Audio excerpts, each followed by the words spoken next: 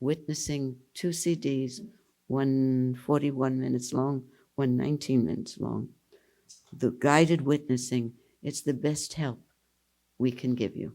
It's obviously a meditation from somewhere out there with my voice, but I use it myself when I'm having difficulty sleeping or when, whatever reason, and I have to immediately give a program. I'll put it on for 10, 15 minutes. I don't identify with the voice, just with what I'm doing. So if you don't have it, please, at the gift shop, in the gift shop, later today at 4 o'clock, you can go there. Or you can get it from, if some of you want to download past talks, so you catch up on some of the teachings, you pick up one of these cards. It gives the website where you can download talks that have been given here and in the city. So you can download that from the website too. Oh, someone asked, is it possible to get a copy of the poem that you read, The Delicate Girl, from Rumi? Yes, let me know. You gave me your email address, but you can look up. I'll send it because you don't know the first line of it, but I think you can look up A Delicate Girl, Rumi, if you like the poem, and it will come up on the internet, because whenever I'm looking for a poem of Rumi, that's all I do. Oh, this was an interesting one. Does each soul spirit have a lasting identity of any kind? Please explain. First of all, memory is not part of the soul. The soul goes, each one has a soul that is untouched by the things that happen in life. The soul is our individual soul the moment we came into beingness, and that transmigrates from lifetime to lifetime. It has been, Gurdjieff used to give this example with a lot of smiling and laughing. He says, in near-death experience, you can read about that in Dr. Kubler-Ross's account. He says, what happens is you die, the body dies, and the soul immediately leaves the body, but doesn't go anywhere because it's used to being in that body. It hovers around for 1 day, 2 days, 3 days, it hovers around the body. And it sees everything, but no emotion. It sees just like a movie. She had an account, Dr. Kubler-Ross, of a blind person who I think drowned. And he was pronounced dead, but they began working on him. And as soon as they brought him around, he realized he was alive. And he said, please go tell my mother and brother-in-law. And they looked at him. They said, what? They said, they're in the waiting room. Please go tell them. And they went out, and there was the mother and the brother-in-law. And they said, he's all right. Came to. And then they realized he was able to see. He could see. He saw, but only recognized when he came back. Because, as Gurdjieff often told us, and as Dr. Jung told us, we have a collective unconscious. It comes from lifetime to lifetime. So we have many lifetimes of memories. That's why we sometimes have a dream, he told us, where we see clearly faces of people we don't know. Raise your hand if you've ever had that. Of course. We don't know them, but we see clearly not only their faces, but what they do. That's because we can never have a dream about the future unless we are gifted to do that. We are psychics. All our dreams we have experienced. All these people we have known before. It's not that they're coming. That whole incident happened because it happened in your dream. So it's only the mind, the unconscious mind, that collects these memories from lifetime to lifetime. And so when we're in deep meditation, sometimes that comes up. When we're in deep dreamless sleep, we take a rest, and then when the dream comes, we're dreaming, we're seeing things that happened before. Please don't be interested in that, because it's a lot. You don't want to know all the mothers you've had, all the fathers you've had. It's enough you're remembering this mother and that father and that sister. Those are attachments. Gurdjieff used to say when somebody's mother died or father died, he'd cry with the person. He said, yes, yes, I feel very bad. I knew this mother that you died. I knew all your mothers. You had 1,000 mothers. I cried each time. What? That's what he said. We've had thousands of mothers and fathers. Why only care about this mother to the point that you can't live if that mother dies? That mother will come back if you're that attached to it, to her. We bring back our own attachments by constantly thinking about them. You want to see that husband again, that wife again? It's up to you. I see very clearly they were very nice. They didn't bother me too much. They were caring, but I could go to a different dimension where I'm told when I'm 2 years old that this body is for me to use, and that's the only thing that dies. People in India tell their little children that, and then they take them to the burial grounds, the cremations, and they say, see, Grandma? What's happening to Grandma? Oh, Grandma is fine. Don't you feel Grandma right behind you giving you a hug? Yes. I think I want to hear that when I'm 2. Instead of Grandma's gone, you'll never see Grandma again. That's what I heard. Kiss Grandma goodbye. No, I don't want to. So it's up to us. That's what is meant by we choose our parents. We had a debt to pay to these parents, or they had one to pay to us. That's why they're back. But it's up to us. I know these are astounding things, but they're coming from your questions. It took 30 years for us to absorb the Mount Everest knowledge that he just passed on the way I'm passing it on to you. And it's not necessary to remember it, to take notes about it. If it's important, transformative, you won't forget. It will be with you until finally you say, I got to write that down. Start to keep a journal, by the way. So we have a lasting identity until finally that soul, that spirit, just witnesses. Until finally the witness itself is absorbed, when there's no desire to return, and there's no desire not to return. When we're in that middle point. How many understand that? Then you can return or you don't have to return. We have full power. What is meditation? I love short questions. The answer will take 3 hours. What is meditation? We were told it is a state of effortless awareness. It is not something we practice. Throw away any book that gives you a system of meditation or a practice of meditation. Those books are harmful to you. If you get that witnessing album, the longer version starts with, meditation is not a practice. Meditation is your natural state, revealed by the process of witnessing or the art of witnessing. That's the truth.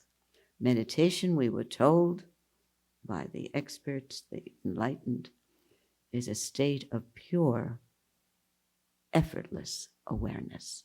It is our own state, which we simply have to reach. It is a state that is revealed not attained. Thank you. That just came. It's a state that is revealed as our own state, not attained. That's not a bad thing to write. I have an almost constant ringing in my right ear. I am getting it to spread in my head. I have to find out how you do that. But I always seem to fall asleep when listening to the witnessing tape. This frustrates me, and I feel the witnessing process eludes me. Listen, when you fall asleep while listening to the witness tape, witness that you fell asleep. How do you know you fall asleep while listening to the witnessing tape? You have to be witnessing that you're falling asleep. Otherwise, sometimes you fall asleep and you don't know you've been asleep. Others have to say, you've been asleep 10 minutes. No, I just blinked my eyes. Because when we're really asleep, we have no sense of falling asleep. Not at all. So the witnessing is working. You witness that you fell asleep. This frustrates me? Fine, witness the frustration. You feel the witnessing process eludes me? Watch that thought that the witnessing process eludes you, and then move on to the sound of the goose honking above your head and the breeze on your face. Who said that witnessing has to be witnessing of this or that, or only positive things? Do you all understand that? Witness that you fall asleep, and don't have an opinion about that. Be happy you fell asleep. It's a good thing, not a bad thing. Will the mind begin to rest more if the body really rests, as in not feeling the boundaries of the body? It's just the opposite. The body will be able to rest more if the mind is able to rest more. The body is the slave of the mind, unfortunately. You all understand that? If the mind says, whatever you do is all right. You don't want to sit up in meditation. You want to lie down. Even though that yoga teacher said not to lie down, your body says, I want to lie down. Let the body lie down. It has its own intelligence. Don't force the body to do anything. Don't force it to eat. Don't force it to rest. Don't force it to move. The body will know when to move. The body will know when to rest. We have to learn to listen, to witness the needs of the body. I hope you have that. The mind, unfortunately, is a bully. And I do not like bullies. So lately, when I say lately, I'm an old person. Lately is the last 30 years. I've been saying to the mind, keep quiet. I know what my body needs. Don't you tell me I have to meditate in the room. My body wants a warm bath. Sorry, come back later. I really mean it. The last entity I consult about anything is my mind. Dear Joan, when the emotion of grief arises, what is the best way to address it while being present? How much attention do you give to grief? As much as I want. Sometimes I want to grieve. Sometimes I like to remember how it felt when Gurji would walk by me and just stop and put his hand on my head. And then I knew he loved me for the moment. And I would just feel that. I can feel it now without my hand. And sometimes I'll indulge. And I'll look at his photograph. And I'll remember some of the things that he did. I've got a journal this big of notes I took after something unusual happened at the ashram or with him.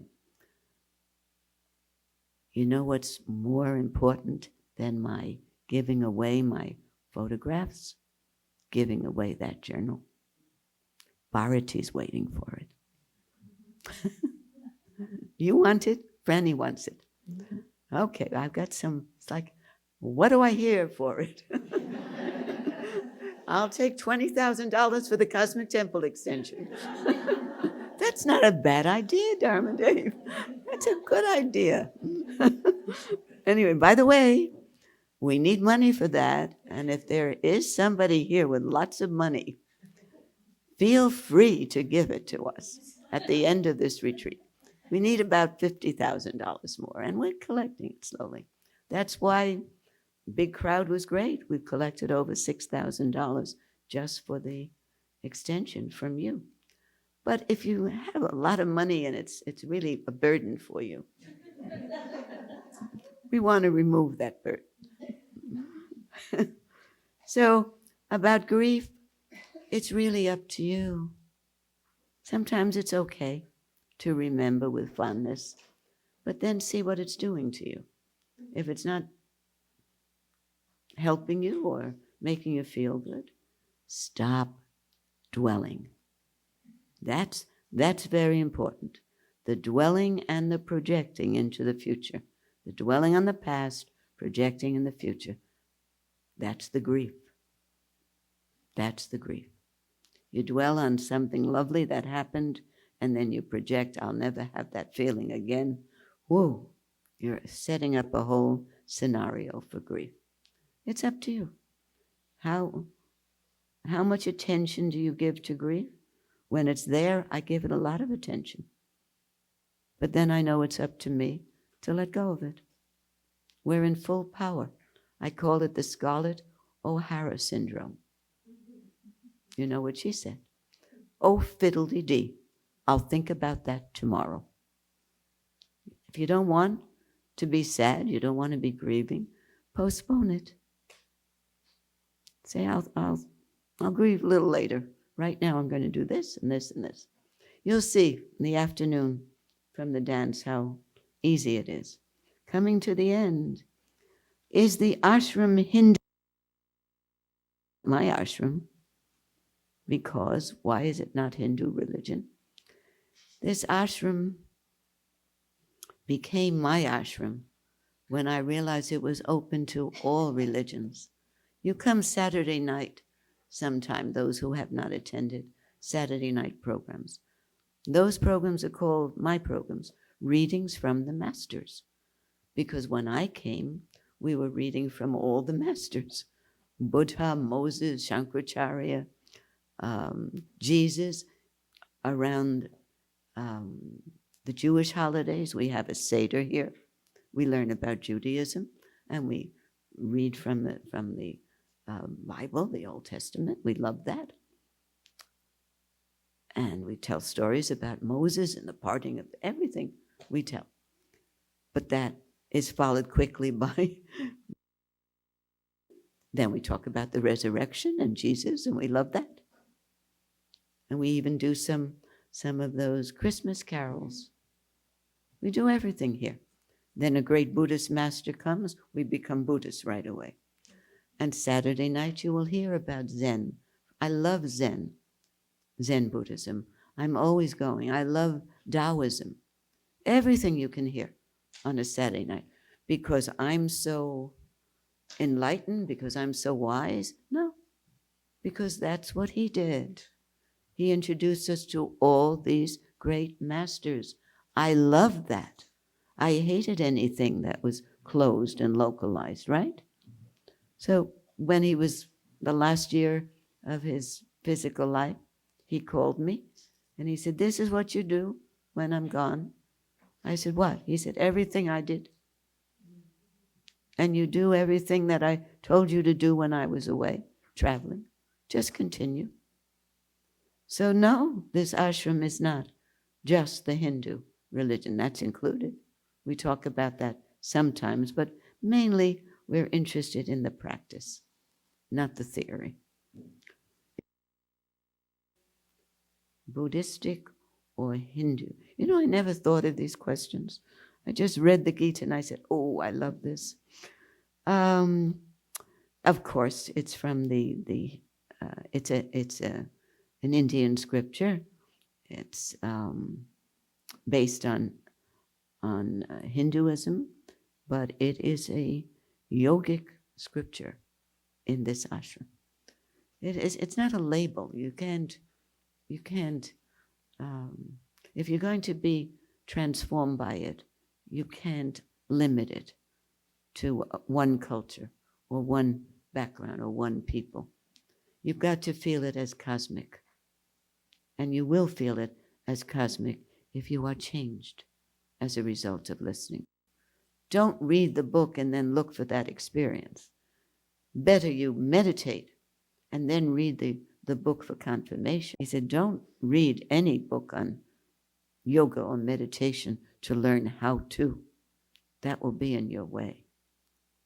You know, what I'm saying here, you will not hear in most ashrams. This is a different kind of guru.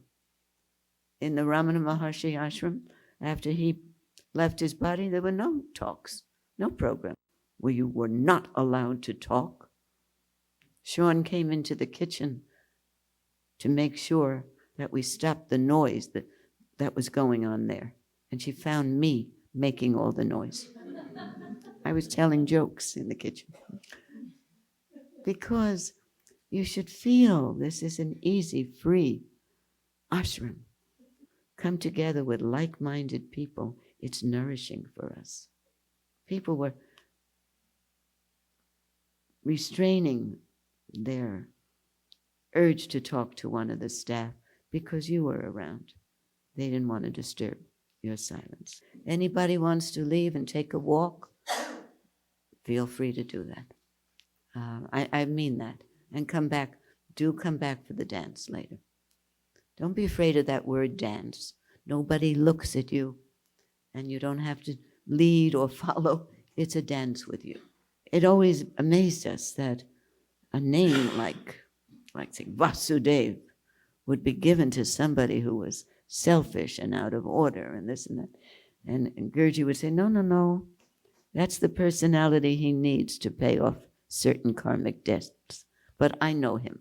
I know his essence. He's very devoted, he would say. This is only his mind acting out. So how does that work? I don't know. It's mysterious, and that's why I think it's authentic. Because there's no rhyme or reason for it. And why did he choose certain names? He didn't choose them. They're the vibration. The quick story, I guess I won't get to that. Lovely story. We called him different names.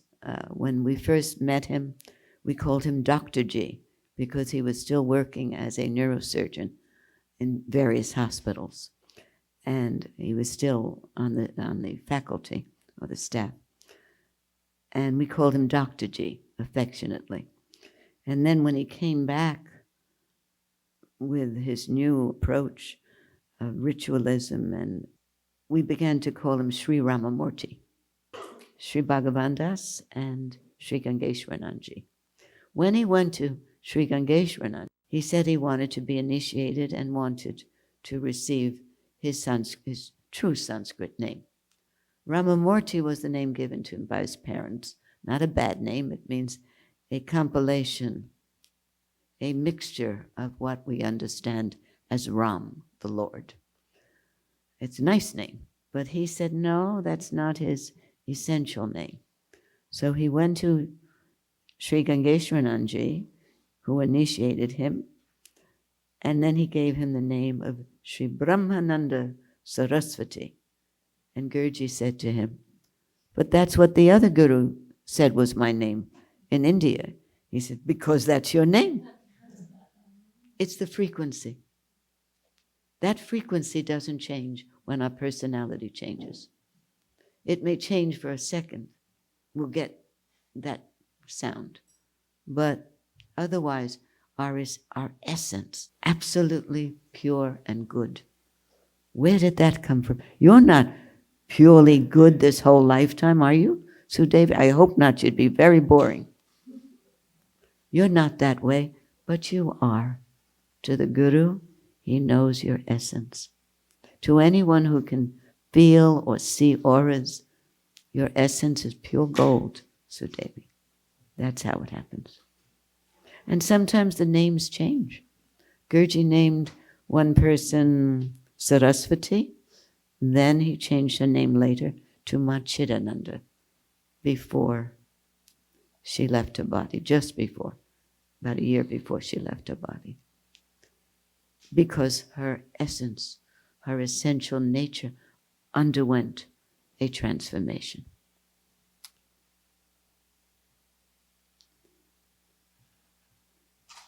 So grateful to this retreat and experience of deeper peace.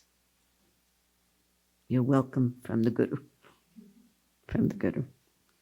Yeah, I'm very eager to hear from you later on, the ones who want to talk. You don't have to speak this afternoon. You can go home in silence if that appeals to you.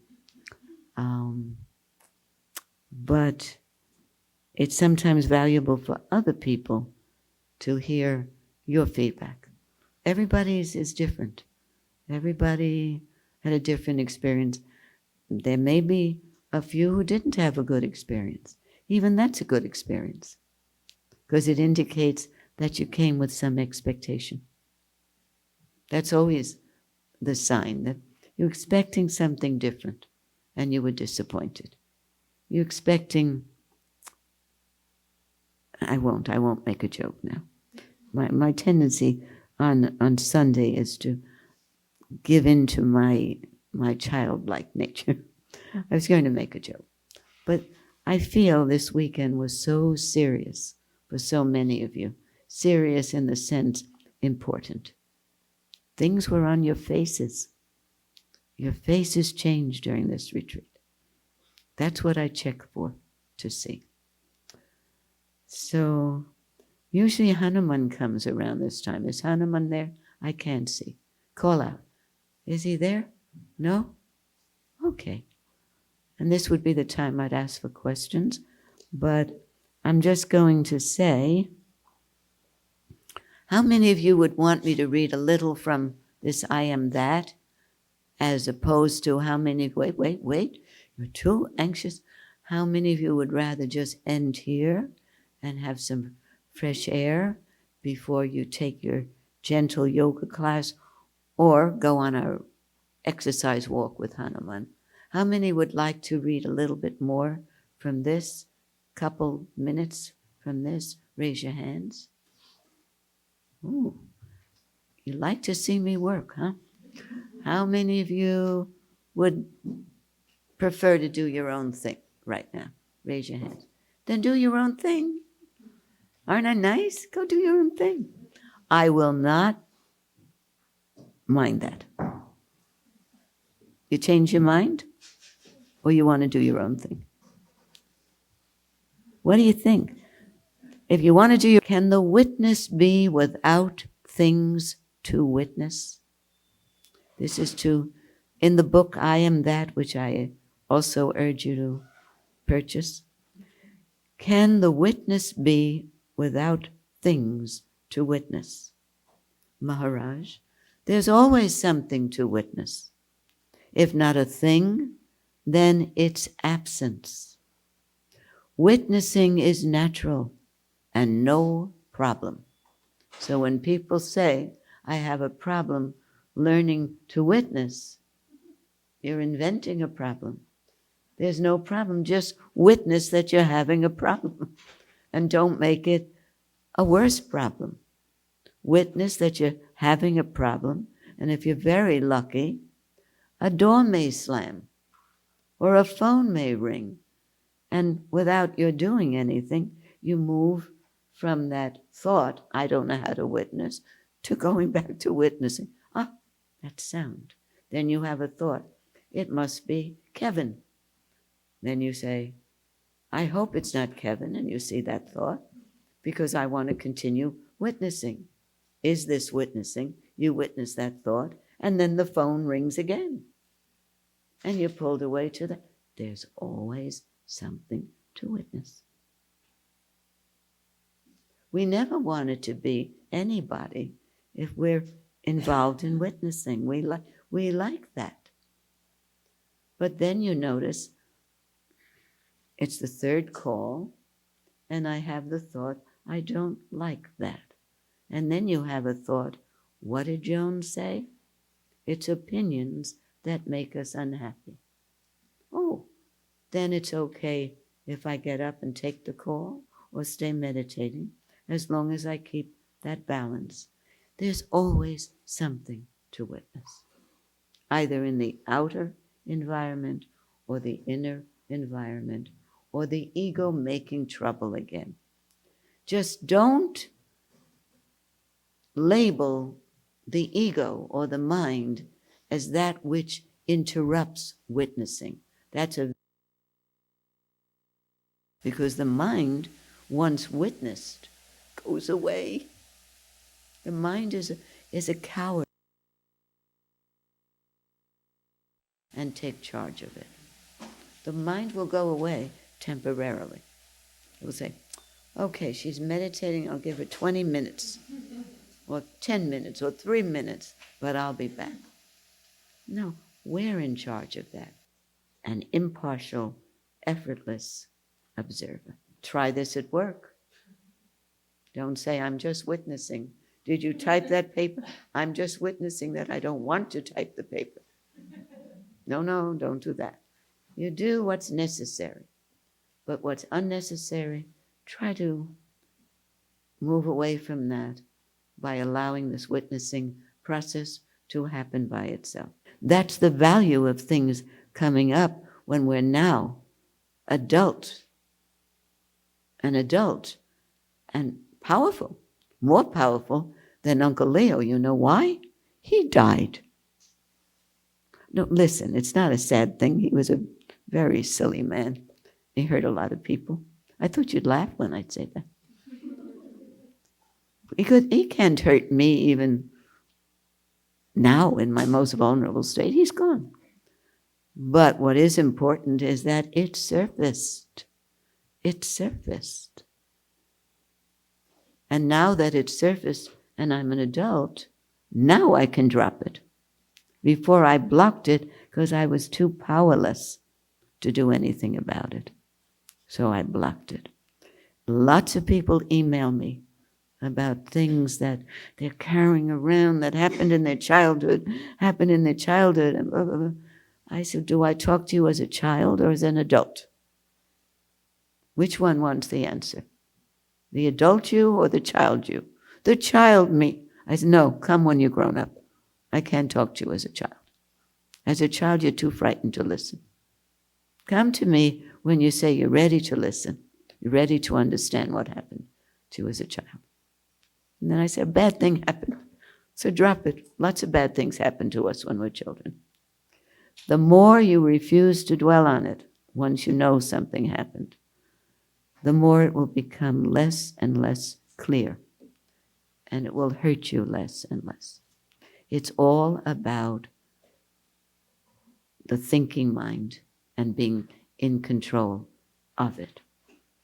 Allowing the necessary thought and saying no to unnecessary thought. Because you've already seen that that gave you pain. You don't have to understand every bad thing that happened to you. It will take too long and you'll miss wonderful life and wonderful people. You don't have to understand every piece of garbage that was collected in your unconscious. Bad things happen to everybody. Only be concerned about the bad things we do now to others. That will be a bad thing, not what happened before. That's what shaped us. And by the way, I don't think if bad things didn't happen to us, we'd ever end up in an ashram. Rich, does that sound right? So those bad things were good things if it led to our being here. Is the I am real or unreal? Meaning, is that sense of real or unreal? Is the I am the witness? Is the witness real or unreal? I should not have even put that into the atmosphere. Let's go with each one. Is the sense of I am real or unreal? If it's happening, that sense of I am, it is real. If you're remembering the feeling of I am, I know you all love to watch the ocean. The ocean waves come in, go out. You love to look at the horizon. Yogis are always water people, mountain people and water people. So if you're watching the waves coming in, a wave that you like, oh, what a beautiful wave, the surfer says. What a beautiful wave. But when the wave goes back into the ocean, we'll never see exactly that wave again. So once it's back in the ocean of consciousness, that sense of I am, while we have that sense of I am, that is the spirit or the soul or the witness, while we have that, it's real. But once we go even beyond the witness and we dissolve the witness into that ocean of consciousness, there's only one reality, and that is the ocean of consciousness. And when there's not even that sense of bliss, the ocean of nectar, that's also a body of bliss. When we are in the Turiya state, there are no more questions, only answers.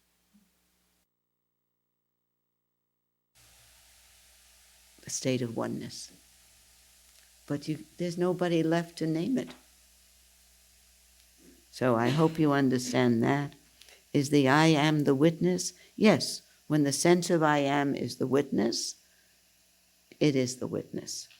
When the sense of I am is causing you to think too much, meaning I am Joan Suval, I am leading a program, I am not hungry, whatever is going on, whatever kind of pulls me down back,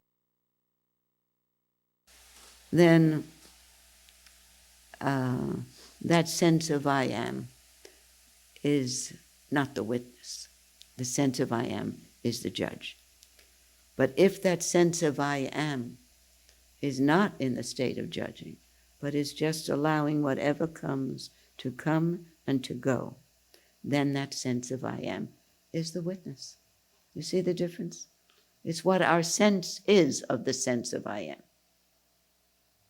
If the sense of I am is a label of what you are, whether you're tall, whether you're short, whether you're a woman, whether you're a man, then that's not the witness. But if the sense of I am is dissolving into no labeling, then it is the witness. When the dream is going on, the dream is going on. It's real. It's a real dream. But once the dream is gone, can you remember that dream? Can you remember that wave that you love so much? No way. It's gone. But you saw it in the moment of its existence. Don't think about this too much. It'll give you a headache. And the last one, this is the questioner saying, this is all I'll answer. It's the name of the conversation that you'll be hearing from Maharaj. Is the witness real or unreal? This one I'm leaving for Nisargadatta. What is pure, unalloyed, unattached is real. What is tainted, mixed up, dependent, and transient is unreal. Anything changing, anything dependent on another for its existence, unreal. Do not be misled by words. One word may convey several and even contradictory meanings. The I am that pursues the pleasant and shuns the unpleasant is false. The I am that sees pleasure and pain as inseparable sees rightly. The witness that is enmeshed in what he perceives is the person. The witness who stands aloof, unmoved, and untouched is the watchtower of the real, the point at which awareness, inherent in the unmanifested, contacts the manifested. There can be no universe without the witness, and there can be no witness without the universe.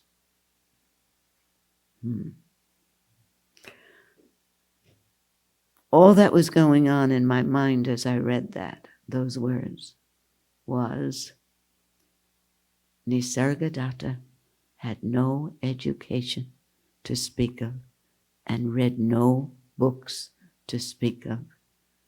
And here he's speaking as a scholar in the same way as our scholarly guru.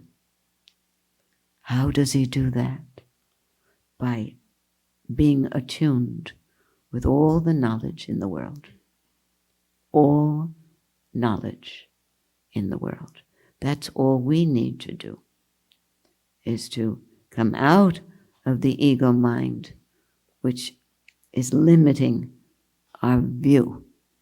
We don't see the whole, the tapestry of this entire cycle of our life.